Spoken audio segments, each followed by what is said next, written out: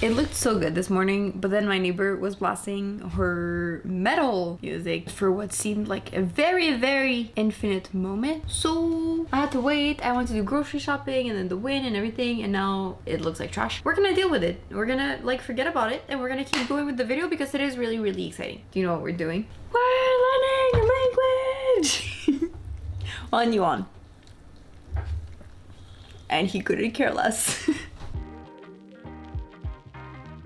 We're actually gonna start learning Japanese. I know that in my 2021 goals video, I mentioned that I wanted to work on Mandarin and Spanish, but I realized that the odds of me going to China or needing Mandarin in my daily life within the near future is much smaller than the odds of me having to use Japanese. So for now, I'm gonna switch them around. I'm very thankful to my Instagram friend who actually helped me make the decision. If you're watching this, thank you so much. Yeah, so this year the focus is obviously Korean, but then it's gonna be Japanese and Spanish. It's gonna be an interesting year. I don't know if that's too much. We're gonna see. If you follow me on Instagram, you might have seen my post talking about my history with different languages. On that post, I mentioned briefly my history with Japanese, which goes back about 14 years, which is crazy to think about, but yes, it does go back 14 years. So that's great. This video, why am I filming it? When I start to learn a new language, I go into this like YouTube rabbit hole where I look up for any YouTuber that has learned the language that I'm trying to learn to see which resource that they used and how they, you know, got started with their language learning journey, I guess. I personally enjoy watching these type of videos of how someone starts to learn a language. I find it very interesting, and I figured that by putting it out on the internet, if I'm doing something wrong or if I'm using a resource that's not optimal, hopefully someone who's also learning the language, who knows a little more, would be able to tell me like, oh, this is trash, please use this instead. And then I'll be like, oh my god, thank you so much, so helpful, thank you, I love you. Anyways, we're gonna start learning Japanese. Here's how I'm gonna do it. So obviously the first thing you have to do is to learn the Hiragana and Katakana, which is a lot of stuff to remember, but to be honest, I don't find it very hard. I don't know, to me this part is quite easy. I don't really spend that much time around it. One thing I am gonna do though is I'm gonna write it only once, and then I'm gonna use memorize.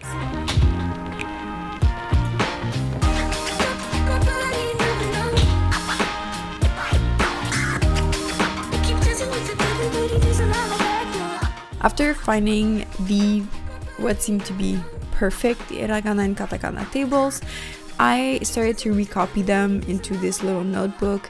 I decided that this notebook would be regrouping everything that I would have to write in Japanese. Although I don't usually do that kind of thing, I figured that because I'm only spending this little amount of time on remembering the characters, I would have to refer to them quite often as I'm learning more words.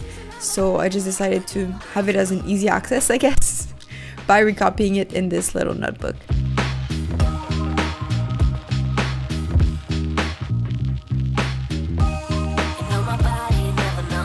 Once I was done with this, I just spent a few minutes reviewing them to make sure that it would stick a little better into my memory before actually getting started with memorize. Very important content right there. Now that I've actually recopied both the Hiragana and Katakana, I'm going to be using memorize. These are basically the two decks that I'm going to be using. I'm pretty much just going to rush through them. Hopefully it'll be pretty simple and my memory is going to kick in really fast. Basically these two like little courses group the Hiragana and Katakana by consonant, so it's a little less like in your face. You know, let's just get through the entire courses so I can finally start to learn vocabulary. Woo, we got this. Ah.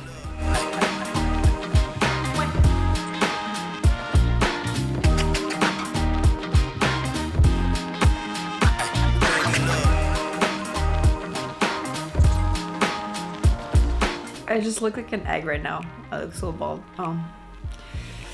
Anyways, I finished the memorized decks, both the Hiragana and Katakana. Here's the proof, in case you didn't believe me.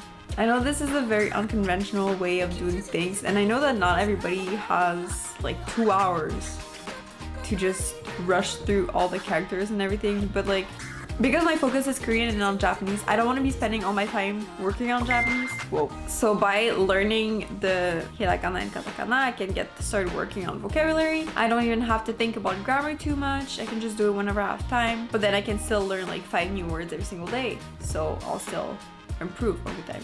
You know what I mean? Probably mentioned that before, so this might be a little redundant, but guys, adapt your learning method to yourself, please. Because I guarantee you that the moment you actually figure out a way for yourself, you're gonna improve so much faster. I know I'm showing you how I'm studying or how I'm planning on studying a language, which should in theory go against what I'm saying, but I'm sharing with you because I know my methods are not talked about too much on the internet, especially not on YouTube, and I want to put it out there that you can study this way and get results.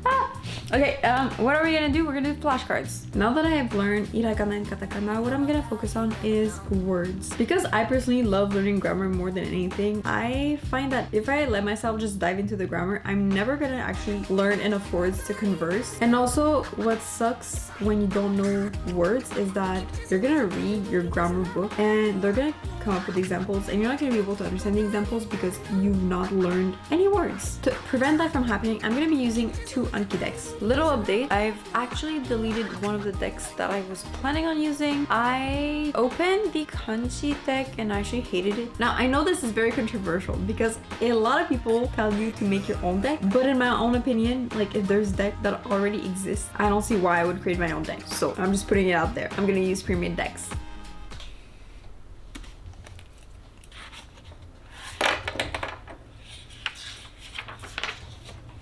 So, I think. Yay! それはとってもいい話だ。それはとってもいい話だ。それ Oh, okay, it's a different place. それはとってもいい話だ。 The whole process was pretty much just me repeating after the voice and trying to hear the same production as what I was hearing. It didn't work so well. I had planned on learning only 5 words. I ended up doing 15 just because of the excitement of learning a new language. According to what I've seen, once you know about 2,000 words, you should be able to consume a lot more content. So hopefully by that point I can just learn words through consuming content. We're gonna cross our fingers. You might be wondering what I'm gonna be using as my kanji resource, and the honest answer is I really don't know. This is gonna be one of the things that I'm gonna be figuring out this month and that I'll be sharing with you in my update video a month from now. Now the grammar.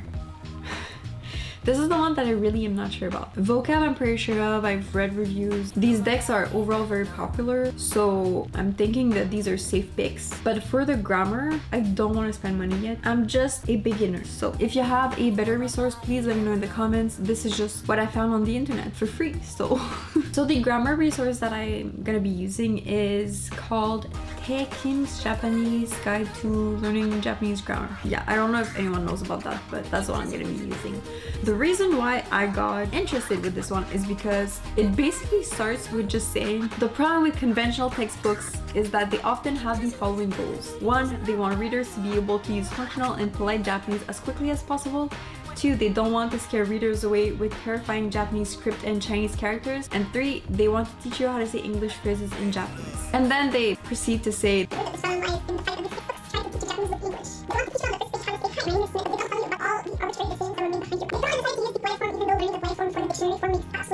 sorry, I added the absolutely, but yeah. So because I know that Japanese is very context dependent, reading this little introduction made me think that this book was probably good for me, especially because I don't really get scared by kanjis. I actually want them to teach me about the hard stuff right away, because if I learn the hard stuff first, then, you know, like it's like you go up this really big hill and then it's smooth sailing from there when you go down. No, it's a really bad image, but this is how I see it. So for me, them shooting the really hard concept at me up front, I love it. It's a 237 pages document, and can I click stuff? There's supposed to be hyperlinks in this, but I don't know how they work. So anyways, I'm gonna be including the link to this in the description box. It's actually quite interesting because I just discovered that the PDF is basically the PDF version of the website, and there's also an iOS app and an Android app, as well as a paperback version. Wow, so many options. I'll be linking all these links in the description box. That way, if you're interested in this resource, you can just get it. I'm just putting it out there. This is what I'm gonna be using. The grammar resource that I'm using employs kanjis right away. So the first thing that I did is just recopy them into my book and practice writing them a little bit. Please don't judge the stroke order too hard.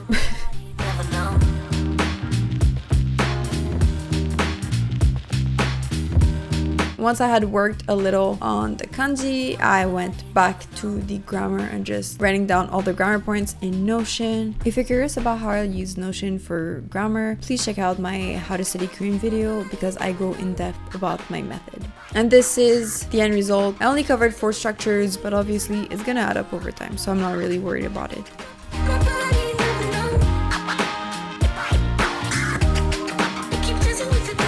In a month or something, there's gonna be an update video just because we need to see if it's working, right? That's it for today's video. If you're gonna start learning Japanese, I hope this helped a little. Don't forget to leave a like and comment and subscribe to the channel for new videos every Saturdays, I think. I'll see you next week. Bye.